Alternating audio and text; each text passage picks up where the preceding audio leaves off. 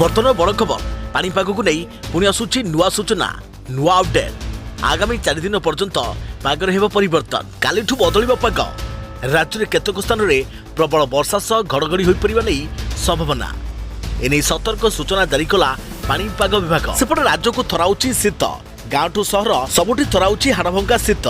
Hello friends मु शक्ति आपण देखुचंती नरसिम्हा क्रिएशन स्पेशल तबे याकु नै संपूर्ण डिटेल्स इन्फॉर्मेशन जानिबा ता पूर्वरु वीडियो को लाइक करंतु जदि पारुछंती आपनकर संग साथी मानको वीडियो को शेयर करनतु जदि फ्रेंड्स आपण माने हमर ए चैनल ले नुआ ही वीडियो देखुचंती पूर्वरु केबे भी सब्सक्राइब करनाती तुने हाती चैनल को सब्सक्राइब कर सहित पाखर आस्तुबा बेल आइकन को बजाय रखतांतु तबे कालीठू रातिर तापमात्रा रे 2 रु 3 डिग्री बढ़िबो फल रे शीतर प्रकोप कमिवा नै पाणीपाग विभाग कहिছে पाणीपाग विशेषज्ञों मतरे 27 रु 30 तारिख पर्यंत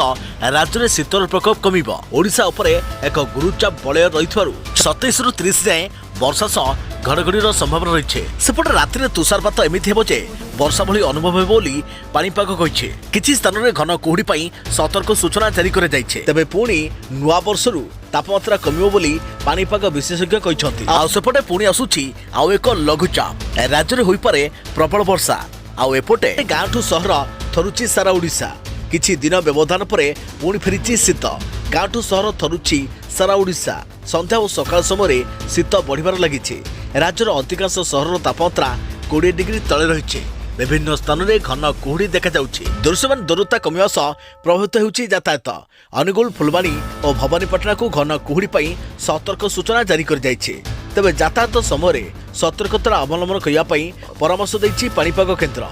तेज आसंता 5 दिन जाए समान पाग जारी रहिबो 2 दिन पर राज्य में शीत कमियाकु थिबा बेले एबे राज्य में बढ़ुछि शीत विभिन्न स्थान में रातिर तापमात्रा तलक खसिबा सह शीत सामान्य वृद्धि पाइछे गत सप्ताह है लगातार जी उदयगिरी सहर तापमात्रा लगातार ह्रास पाउछे 5 डिग्री जाड़े थरुछि जी उदयगिरी सेमिलीगुड़ा में 5.5 डिग्री फुलबाणी में 7 डिग्री कोरापुट में 9 डिग्री और दारिंगबाड़ी में 9.5 डिग्री रेकर्ड होइछे।